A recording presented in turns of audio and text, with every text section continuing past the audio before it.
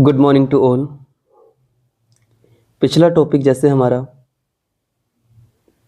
HP glacier का था वो मैं कंप्लीट करवा चुका हूँ, वीडियो अपलोड है। मैं अगले वाले पे चलता हूँ और वो है हिमाचल प्रदेश का गठन।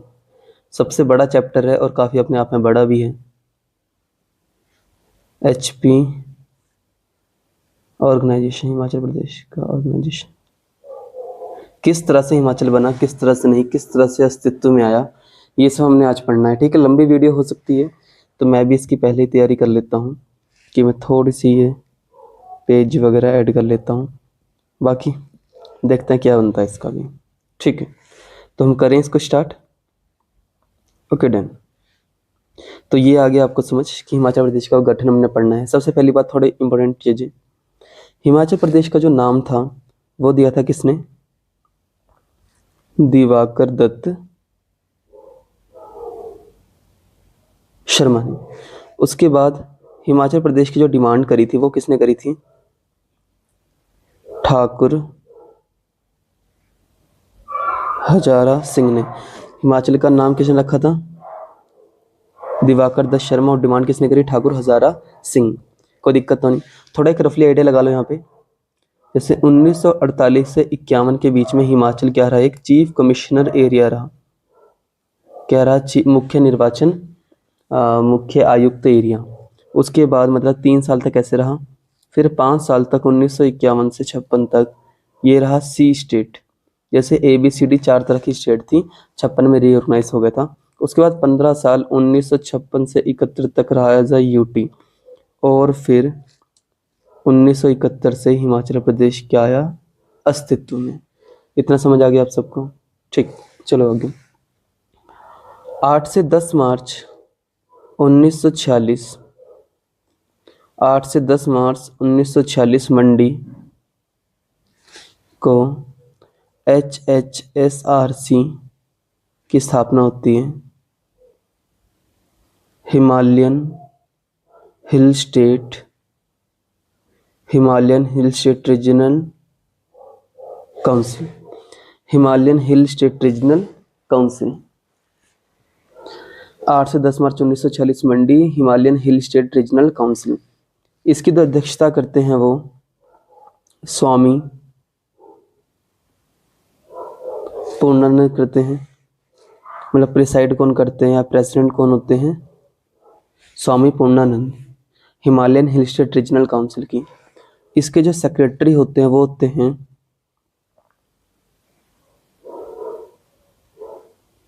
पंडित पद्मदेव। सेक्रेटरी कौन होते हैं? पंडित पद्मदेव। उसके बाद जॉइंट सेक्रेटरी कौन होते हैं? शिवानंद रमोल। प्रेसिडेंट है स्वामी पूर्णानंद, सेक्रेटरी है पंडित पद्मदेव, जॉइंट सेक्रेटरी है शिवानंद रमोल। कोई दिक्कत तो नहीं? ठीक। उसके बाद 10 जून 1947 को, इसमें थोड़ी बहुत दिक्कत आनी शुरू होती है कि होता ये कि अंदर जो लोग हैं, स्वामी पूर्णानंद है, पंडित पद्मदेव है, शिवानंद रमोल है, थोड़ी बहुत बहसबाजी सी होती है। फिर कोई भी बात होती है, नहीं ठीक हो रहे होते, तो उस समय बनता है HHSSRC, हिमालयन हिल स्टेट सब regional council. Himalayan hill state सब रीजनल काउंसिल। ध्यान रखना इनके बारे में। ये जो बनाते हैं पंडित पद्मदेव। पद्मदेव आपको दोनों में कॉमन मिलेंगे, ध्यान रखना। जो HHSRC पंडित पद्मदेव उसमें सेक्रेटरी थे, और यहाँ पे HHSSRC पंडित पद्मदेव है, और दूसरे बंदे आपके YS परमार। सब ये जानते हैं पहले चीफ मिनिस्टर आगे जाके YS परमार ही बनने वाले हैं। जनवरी 1947 में क्या होता है? जैसे हम देश वगैरह मतलब आज़ाद होने की कगार पे भी हैं, तो यहाँ पे शिमला हिल स्टेट बनती है। क्या बनती है? शिमला हिल स्टेट फॉर्म्ड होती है। जनवरी 1947 में शिमला स्टेट फॉर्म होती है, और दुर्गा सिंह भगाटिया इसकी स्थापना करते हैं। देखो 5-6 नाम आ गए हैं। शिमला हिल स्टेट फॉर्म होती है, दुर्गा सिंह भगाटिया इसकी क्या करते हैं? स्थापना करते हैं, कोई दिक्कत तो नहीं। फिर 17 अगस्त 1947 को सबसे पहले भारत में ऐड होने वाली रियासत कौन सी बनती है? ठियोग। कौन सी बनती है? ठियोग। एक तरीके से सब आज़ादी की तरफ को जा रहे हैं और सब क्या है, इंटीग्रेशन होना शुरू हो रहा है। 17 अगस्त 1947। उसके बाद की बात करें, 26 जनवरी 1948। 26 जनवरी 1948 की बात करें तो इस टाइम क्या होता है? इंतरिम गवर्नमेंट बनती है।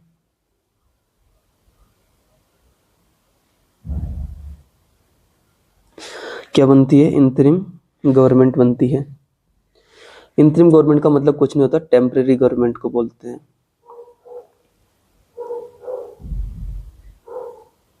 टेम्परेरी गवर्नमेंट बनती है। डन। और ये इसी को हम क्या बोलते हैं? सोलन दरबार या फिर सोलन दरबार लगता है। और ऐसी चीज़ें यहाँ पे होती हैं। इंतरिम गवर्नमेंट यहाँ बनती है जिसे हम टेम्परेरी गवर्नमेंट बोलते हैं। और इसे कौन करवाता है? शिवानंद रामोल। शिवानंद रामोल जी इंतरिम गवर्नमेंट बनाते हैं। इतना डन, कोई दिक्कत तो नहीं किसी को। बहुत सारे नाम एक साथ ही आ गए। उसके बाद की बात करें, 26 से लेके 28 जनवरी 1948 को अभी भी सोलन दरबार लगा था आपका। 26 जनवरी 1948 को, ये भी मतलब वही है 26 से 28 जनवरी जो सोलन दरबार लगता है। इसके अंदर जो इंतरिम गवर्नमेंट शिवानंद रामोल बनाते ही हैं। यहीं पे क्या होता है सोलन दरबार में, या फिर इसको दुर्गा सिंह भंगाटिया क्या करते हैं? प्रेसिडेंट बनते हैं, फिर प्रिसाइड करते हैं।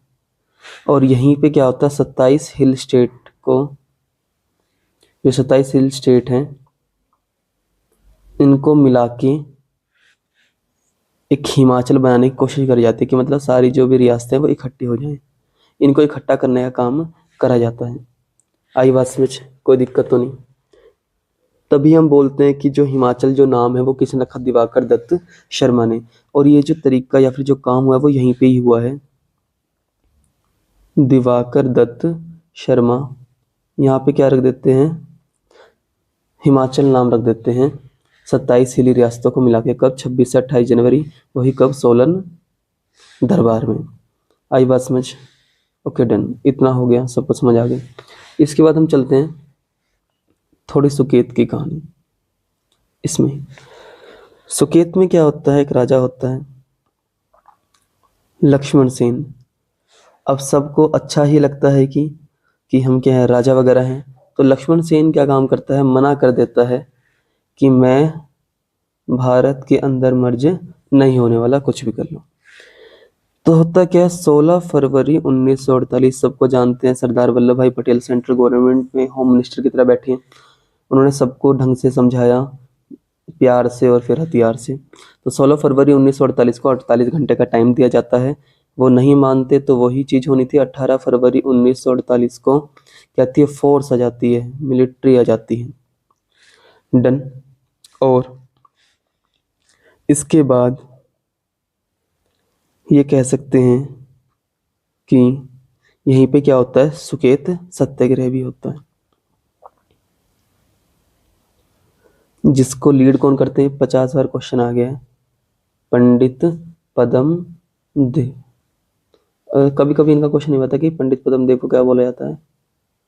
कविराज ही बोला जाता है। डन। आई बात समझ? तो वहाँ पे थोड़ी ऐसी बस रहता है, वे इधर करते हैं, ये इधर करते हैं, थोड़ी मतलब 7 दिन तक ऐसे चला रहता है काम ना यहाँ पे। पर सुकेत बाद में क्या होती है? मिल जाती है। ओके। 2 मार्च 1948, 2 मार्च 1948 की बात करें तो दिल्ली में क्या होता है, सभी जो राजा होते हैं सभी किंग को बुलाया जाता है कि आ जाइए। और यहाँ पे सेक्रेटरी कौन होते हैं? जो इस चीज़ की बात करते हैं, सीसी देसाई। इस चीज़ के बारे में बात करते हैं। और इसमें कुछ नहीं, सीधा डायरेक्ट बोला जाता है कि आपने इंडिया में मिलना है, बिना ज़्यादा कुछ ऊंचा करे। ये बोलते हैं कि आपने अंदर आना ही आना है, मतलब मर्ज होना ही होना है, चाहे कुछ भी हो, हम नहीं जानते। इसी के बाद अब होता है क्या है, मर्ज तो सब होना चाहते थे पर वे चाहते थे कुछ चीजें हमारे सुनी भी जाए। जैसा 8 मार्च 1948 में भागमल सोठा और सरदार वल्लभ भाई पटेल, 8 मार्च 1948 को भागमल सोठा और सरदार वल्लभ भाई पटेल मिलते हैं और ये कहते हैं कि मतलब भागवत सोठा इनसे मिलकर कहते हैं कि भाई इसका नाम क्या रखना है, हिमाचल प्रदेश। डन, कि भाई इसका नाम हम मर्ज हो जाएंगे बट रखना क्या है नाम इसका, हिमाचल प्रदेश। इतना आपको समझ आ गया। डन। पर यहाँ पे एक दिक्कत और थी कि जो मैंने आपको संस्थाएं शुरू में पढ़ाई थी ना, कौन कौन सी, एक HHSRC और एक है HHSSRC। तो इसमें क्या होता है, जो HHSSRC होते हैं ये बोलते हैं, इसमें जो थे कौन, वाईएस परमार और पंडित पद्मदेव। वाईएस परमार और पंडित पद्मदेव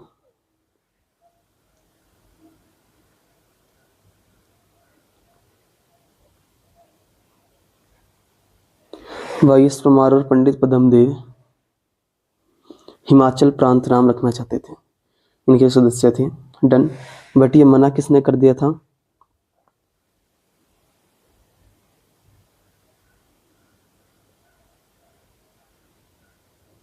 ये किसने मना करा था, सरदार वल्लभ भाई पटेल ने। डन, कोई दिक्कत तो नहीं। तो HHRC हो गया, वाईएस परमार पंडित पद्मदेव, इन्होंने नाम चाहा था हिमाचल प्रांत, पर ये मना किसने कर दिया था, सरदार वल्लभ भाई पटेल ने। उसके बाद 15 अप्रैल 1948 को सबको बताया क्या मनाते हैं हम, हिमाचल डे। फाइनली हिमाचल बन जाता है और इस टाइम पे 30 रियासतें मिलती हैं, 26 तो कंप्लीट पहाड़ी रियासतें और जो 4 थी वो पंजाब की पहाड़ी रियासतें। डन, कोई दिक्कत तो नहीं। और इस टाइम कितनी, लगभग 23 तहसील बनाई गई थी। और यहाँ से हिमाचल क्या होता है, चीफ कमिश्नर एरिया बनता है। हिमाचल बनता है चीफ कमिश्नर एरिया। और ये कब तक रहने वाला है, 1948 से 1951 तक। अब थोड़ा और बढ़ते हैं, जिसमें first chief commissioner NC Mehta, deputy chief commissioner EP मोह होते हैं। First chief commissioner NC Mehta, deputy chief commissioner EP मोह होते हैं। और यहाँ पे 4 मेनली बनाए जाते हैं, एक तरीके से डिस्ट्रिक्ट कह लो चाहे कुछ भी कर लो, 4 होते हैं मेनली, सिरमौर, महासू, मंडी और चंबा। सिरमौर की बात करें तो इसको एक ही रियासत मिलती है। महासू को बात करें तो इसको कितनी रियासतें मिलती हैं, 26। मंडी के पास 2 रियासतें होती हैं और चंबा भी क्या होता है, अकेला। तो ऐसे करके जो मैंने आपको समझाया ना, 26 हुई थी जो, ये थी 26 प्लस 4, 26 पहाड़ी और 4 कौन सी थी, पंजाब की हिल वाली। फर्स्ट डिस्ट्रिक्ट जो था कौन सा बना था, फर्स्ट डिस्ट्रिक्ट था आपका चंबा। डन। लार्जेस्ट था, सोच के बताओ कौन सा होगा, महासू, क्योंकि कितने हैं, 26 हैं उसमें। इस टाइम पॉपुलेशन थी हिमाचल की 9,35,000। कोई दिक्कत तो नहीं, चलो इतना समझ आ गया सबको। ये चीज़ आपने ध्यान देनी है। यहीं पे अगर आप एरिया लिखना चाहो तो 27,018 किलोमीटर स्क्वायर, 27,018 किलोमीटर स्क्वायर। यहाँ पे ऐसा होता है कि जो डीसी होते हैं यहाँ पे पीपी मोह, वो एक डिक्टेटर की तरह काम करते हैं और इसको चेंज कर देते हैं किससे, भगवान शाह से। ये मॉडर्न क्वेश्चन बन जाता है कि भगवान शाह कौन थे, डिप्टी कमिश्नर थे ईपी मोह के बाद। और यहाँ पे JN बनर्जी को क्या बनाया जाता है, लीगल सुप्रिंटेंडेंट। कौन सा, जुडिशरी का लीगल सुप्रिंटेंडेंट बनाया जाता है। डन। 1948 में क्या होता है, में बिलासपुर के जो लोग होते हैं वे भी क्या करना चाहते हैं, ऐड होना चाहते थे किसमें, हिमाचल में। बट वो वाली चीज़ अभी प्रोसेस नहीं होती क्योंकि भाखड़ा बांध वाला इश्यू तो चल रहा था, तो बिलासपुर को अलग ही रखना चाहते थे। डन। और सबको आपको पता ही है कि ये चीज़ चली रहती है कि वे, पर बाद में आखिर में बिलासपुर हमारे पास आ ही जाएगा, बट उसकी एक अपने आप में क्या है, स्टोरी ही है। अब होता क्या है, इसके बाद ही थोड़ा बिलासपुर की अगर मैं हिस्ट्री आपको बताऊं तो बिलासपुर क्या बन जाता है, सी स्टेट बनता है। क्या बनता है बाद में, सी स्टेट बनता है। और इसके फर्स्ट चीफ कमिश्नर कौन थे, आनंद चंद। आनंद चंद क्या है, राजा भी हैं। आनंद चंद क्या है, राजा भी है, ध्यान रखना आपने ना। आखिरी राजा जो था बिलासपुर का, आनंद चंद। और आखिरी में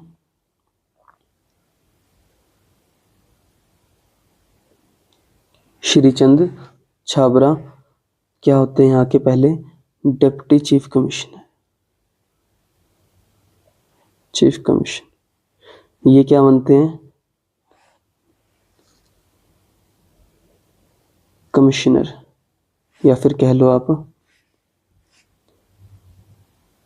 चीफ कमिश्नर। और ये होता है डिप्टी चीफ कमिश्नर। आई बात में। इसके बाद 1948 में संतराम कांग एक बंदे होते हैं, वे PM जवाहरलाल नेहरू को अपील करते हैं,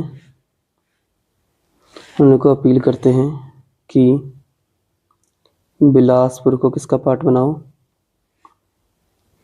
बिलासपुर को पार्ट बनाओ हिमाचल का। डन। और ऐसे करके आगे जाके आप देखोगे 1 जुलाई 1954 को बिलासपुर हिमाचल का 5th डिस्ट्रिक्ट बन जाएगा। डन। कोई दिक्कत तो नहीं, ये हो जाएगा। तो इसके बारे में बात करें तो जो NC मेहता होते हैं, जो चीफ कमिश्नर, मैंने आपको पढ़ाए भी थे कि चीफ कमिश्नर, मैंने आपको बताया था जो पहले चीफ कमिश्नर थे ये कौन थे, NC मेहता। कौन थे, NC मेहता। ये पहले चीफ कमिश्नर थे, पर ज़्यादा वर्कलोड होने की वजह से ये सोचते हैं कि किस प्रकार से और टीम बैठाई जाए, तो एक सलाहकार परिषद बैठाते हैं और एक सलाहकार परिषद बनाई जाती है, बनाई जाती है। डन। और इसके अंदर काफ़ी सारे बंदे भी थे, जैसे YS परमार वगैरह या बाकी बंदे होते हैं जो हेल्प कर रहे होते हैं, बट इसके अंदर पावर नहीं होती तो वे रिज़ाइन कर देते हैं। डन। तो ये चीज़ आपने ध्यान रखनी है। तो चीफ कमिश्नर वाला जो एरिया आपको पता है कि 48 से 51 तक रहता है, क्योंकि 1951 के अंदर जब रीऑर्गेनाइजेशन वगैरह होती है, 4 तरह की स्टेट बनती हैं, तो हिमाचल को क्या बनाया जाता है, सी स्टेट। अब जब सी स्टेट बनेगा हिमाचल, या सभी बन रहे थे उस टाइम, तो क्या होती है, लेजिस्लेटिव असेंबली बनाई जाती है। और लेजिस्लेटिव असेंबली बनेगी तो क्या चाहिए होगा हमें, CM। तो CM बनेगा तो पहले कौन आएगा आपका, गवर्नर, तो पहले गवर्नर लेफ्टिनेंट गवर्नर बनते हैं कौन? मेजर जनरल हिम्मत सिंह। पहले मेजर जनरल कौन बनते हैं? हिम्मत सिंह, 1 मार्च 1952 को। डन। और जो इलेक्शन होता है वो स्टार्ट भी होता है, ये तो मैंने आपको बता दिया कि बनते हैं, बट इससे पहले क्या होता है, इलेक्शन वगैरह भी होते हैं कहाँ पे? हिमाचल में। और सबको पता है कि जैसे 1951 में हिमाचल क्या बनेगा? सी स्टेट बनेगा, तो इलेक्शन तो होना ही है। और इलेक्शन में सबसे पहले आपको पता है कि कहाँ पे होते हैं? आपके कल्पा किन्नौर में होते हैं। कल्पा किन्नौर वाला क्वेश्चन रटा होना चाहिए आपको। कल्पा किन्नौर का ही पार्ट है। यहाँ पे क्या होते हैं? श्याम चरण दास नेगी क्या होते हैं? फर्स्ट वोटर होते हैं। ध्यान रखना 36 क्या है लेजिस्लेटिव असेंबली की यहाँ पे सीट। डन। और इसके अंदर कांग्रेस की 24, एससी की 1, निर्दलीय जो बनते हैं उनकी 8 सीटें, और एक और थी कामगार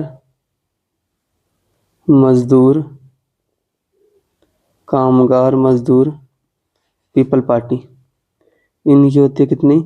3 सीटें। 24, 25, 26, 27, 28, 28 और 8, 36 सीटों पे क्या होता है?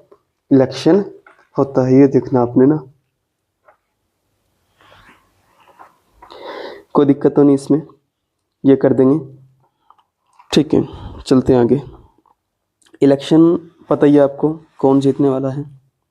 1952 में कांग्रेस की गवर्नमेंट बनती है। तभी 1952 में मैंने आपको क्या दिखाया था कि 1952 में लेफ्टिनेंट गवर्नर बनते हैं, क्योंकि यहाँ पे क्या होता है? सीएम वाली वो आनी शुरू होती है। तो 1952 में कांग्रेस बनती है। डन। और मेजर जनरल हिम्मत सिंह, अब ये मत सोचना कि कहाँ से आए। मेजर जनरल हिम्मत सिंह पहले लेफ्टिनेंट गवर्नर यहाँ के होते हैं। और ये ओथ किसको दिलवाते हैं? वाईएस परमार को। डन।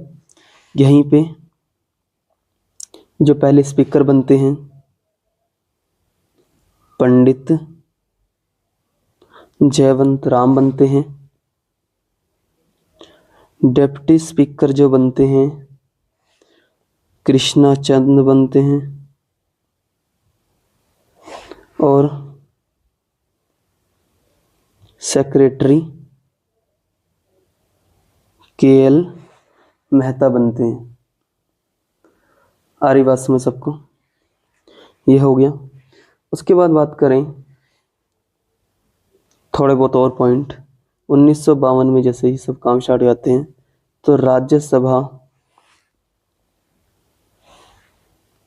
जो होती है उसमें जाने के लिए चिरंजीव लाल वर्मा भी बनते हैं। डन। यहीं पे अगर कोई पहली फीमेल आ जाए राज्यसभा के लिए तो वो कौन थी? ये स्टैटिक पार्ट है, पढ़ना पड़ेगा। लीला देवी। डन। क्वेश्चन बन जाता है कि आनंद चंद क्या थे? ऐसे बंदे थे जो लोकसभा और राज्यसभा दोनों के लिए क्या हुए थे? निर्वाचित हुए थे। और ऐसी फीमेल जो दोनों के लिए हुई थी आनंद चंद के अलावा, वो है चंद्रेश कुमारी। डन।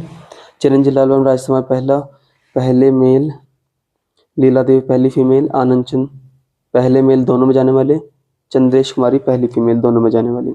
अब ध्यान रखना बिलासपुर मर्ज हो चुका है 1954 में, ये मैंने पहले आपको समझाया था। तो 27,018 जो एरिया था ये चेंज हो जाएगा 1168 में। और ये एरिया कितना बन जाएगा? 28,186 किलोमीटर स्क्वायर। कोई दिक्कत तो नहीं। और बिलासपुर यहाँ से क्या बन जाएगा? 5th डिस्ट्रिक्ट बनेगा। क्या बनेगा यहाँ से? 5th district. 36 + 5 कितने होते हैं? 41 सीट होती हैं, सबको पता है। 5 यहाँ पे क्या होती है, नॉमिनेटेड भी ऐड हो जाती हैं। तो टोटल सीटें अब कितनी, 41, क्योंकि बिलासपुर भी ऐड हुआ है ना इसके अंदर।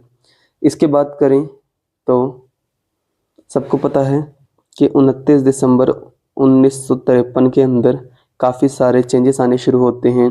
स्टेट रीऑर्गेनाइजेशन एक्ट आता है, जहाँ पे फैज़ल अली कमीशन बैठता है। सबको रटा है ना, फैज़ल अली कमीशन था। इसमें इसमें क्या थे, के.एम. पणिकर था, के.एम. पणिकर थे, एच.एन. कुंजरू भी थे। तो ये फैज़ल अली कमीशन के पार्ट थे। इसके अंदर बात करते हैं कि कोई कहता है हिमाचल को अलग बनाओ, कोई कहता नहीं हिमाचल को अलग मत बनाओ। तो इस तरह की चीज़ें चल रही होती हैं, ये आपको पता होगा। तो बात करें, जैसे कि आपको पहले में बताया था मैंने, 48 से 51 तक चीफ कमिश्नर एरिया है, 51 से 56 तक ये क्या रहने वाला है, सी स्टेट। तो इतना तो आपको समझ आ ही जाएगा कि 56 में क्या होगा, ये सी स्टेट से हट जाएगा। आई बात समझ, तो हम वही चलते हैं। ये रीऑर्गेनाइजेशन 53 में आया था, बट इसकी जो रिपोर्ट वगैरह या फिर जो भी चीज़ है वो 56 में इम्प्लीमेंट हुई थी स्टेट रीऑर्गेनाइजेशन एक्ट के सामने। इसके अंदर यही बात करी गई थी, हिमाचल को ये कहा गया या तो आप क्या काम करो, जो अपनी लेजिस्लेटिव असेंबली है उसको भंग कर दो, ठीक है, और इतना समझ, या फिर आप क्या बनो, पंजाब का पार्ट बनो। आई बात समझ, क्योंकि जो के.एम. कुंजरू और जो के.एम. पणिकर और एच.एन. कुंजरू ये चाहते थे हिमाचल अलग ना हो, सिंपल सी बात। तो 1956 के अंदर क्या होता है, हिमाचल में जो भी है, जैसे वाइस परमार उनको बोला जाता है कि तो लेजिस्लेटिव असेंबली को आप भंग कर दो या पंजाब का पार्ट बन दो, पार्ट बन जाओ। बट ऐसा होता कुछ नहीं है, मतलब हो तो जाता है। तो पंजाब का पार्ट तो बनने से ये नहीं रहे, तो ये क्या करते हैं, लेजिस्लेटिव असेंबली को क्या कर देते हैं, भंग कर देते हैं। जो विधान सभा जो होती है उसको ये बिल्कुल ख़त्म कर देते हैं। और साथ साथ ही क्या होता है, जो वाई.एस. परमार हैं, सी.एम. वगैरह, ये सब कर देते हैं, रिज़ाइन दे देते हैं। क्या देते हैं, रिज़ाइन। कोई दिक्कत तो नहीं, इतना डन। तो जो 51 से 56 तक हमारी जो लेजिस्लेटिव असेंबली थी, विधानसभा, वो भी क्या होता है, अपना पूरा टेन्योर पूरा नहीं करती। आई बात समझ, ठीक है। अब आप बोलोगे पंजाब का पार्ट भी नहीं बनी, लेजिस्लेटिव असेंबली भंग करती, तो ये क्या बनी, मैंने आपको पहले समझाया था, ये बन जाती है यूटी 1956 से लेके 1971 तक। आई बात समझ, लगभग 15 साल हिमाचल क्या रहता है, एज यूटी रहता है, ये आपको पता होना चाहिए। 15 साल ये क्या रहता है आपका, यूटी में रहने के अलग कुछ फ़ायदे होते हैं, बट कुछ नुकसान भी होते हैं। यूटी है, ध्यान रखना, यहाँ पे लेफ्टिनेंट गवर्नर होते हैं। और पहले कौन बनते हैं, बजरंग बहादुर। पहले कौन बनते हैं, बजरंग बहादुर।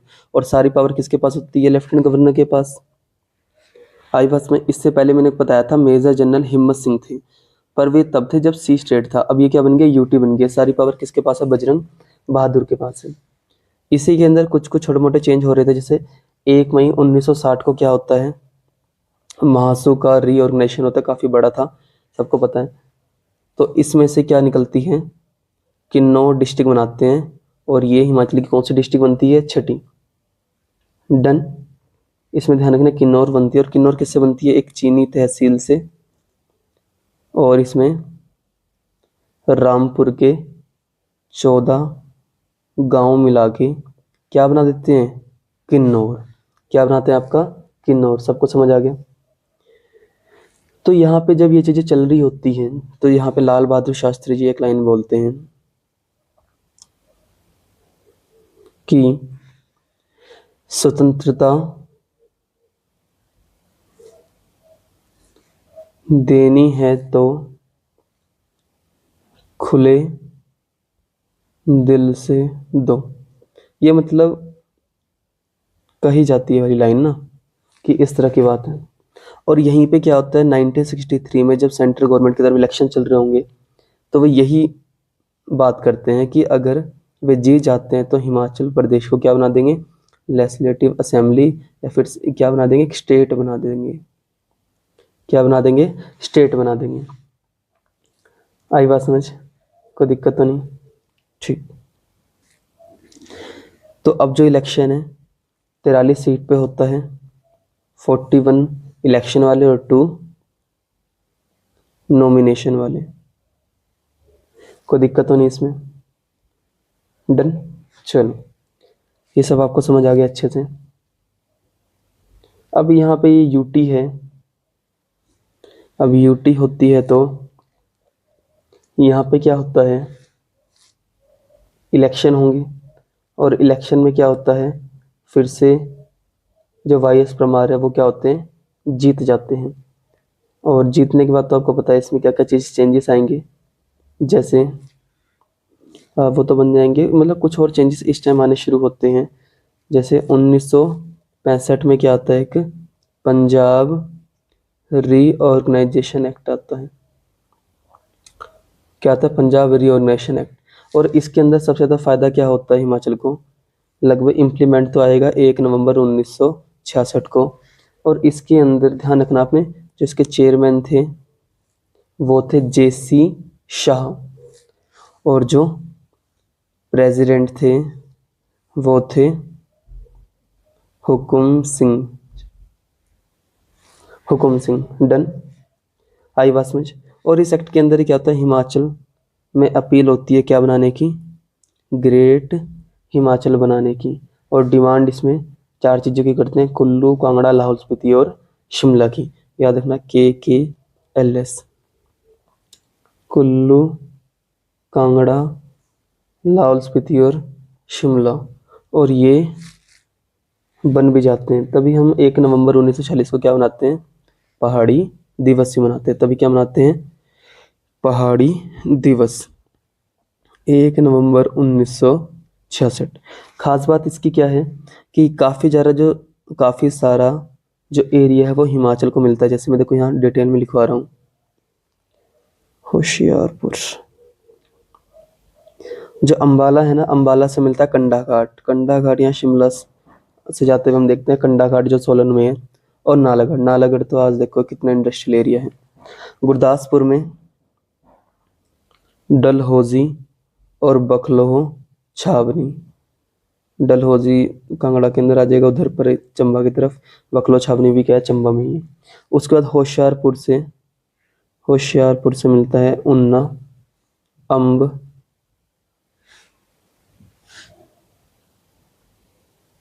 उसके बाद लोहारा और संतोषगढ़। ये मिलते हैं किससे, इन 3 जगह से, और ग्रेट हिमालय लगभग बन जाता है। और यहीं पे आपने देखना है 1 नवंबर 1966 को क्या होगा, 55,673 किलोमीटर स्क्वायर एरिया होता है किसका, आपका हिमाचल का। जो 43 सीटें 41 और 2 पे थी, अब वो बढ़ के कितने हो जाती हैं, इसमें 20 और जुड़ जाती हैं। 20 कैसी हैं, 19 इलेक्शन वाली हैं और एक क्या है, नॉमिनेटेड वाली। तो टोटल कितनी हो गई इस टाइम, अब 63 हो गई, जिसके अंदर 60 क्या है इलेक्शन वाली और 3 क्या है नॉमिनेटेड वाली। कोई दिक्कत तो नहीं। चलो भाई, 1967 की अगर मैं बात करूं, 1967 की, तो यहाँ फिर से इलेक्शन होंगे 63 सीटों पर, और इसमें 37 सीटें लेके कांग्रेस क्या बन जाती है आपकी,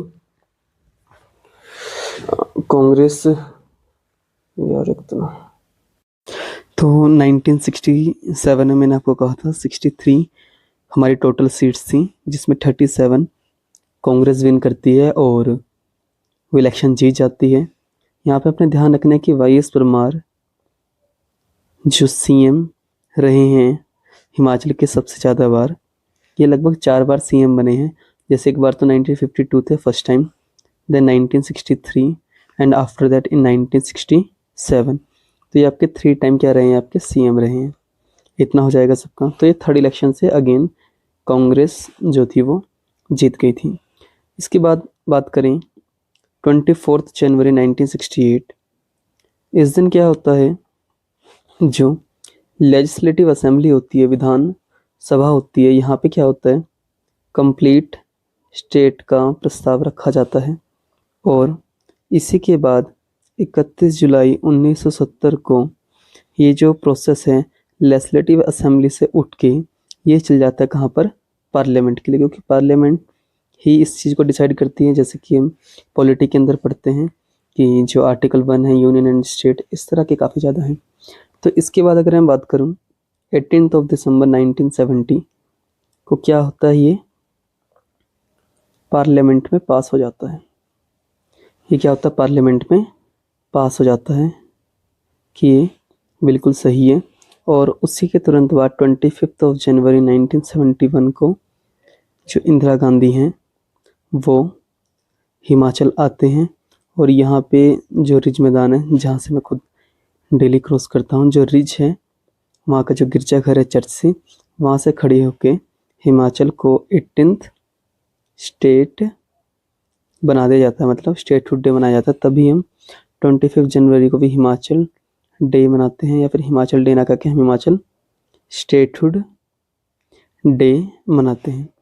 इतना डन। इसके बाद काफ़ी सारी चीज़ें हैं, जैसे 1971 में जैसे अलग स्टेट बना तो आपको हाई कोर्ट ही बनाना पड़ता है। फिर Himachal Pradesh public service commission बनाया गया, जिससे जो क्लास 1 ऑफिसर उनकी रिक्रूटमेंट हो।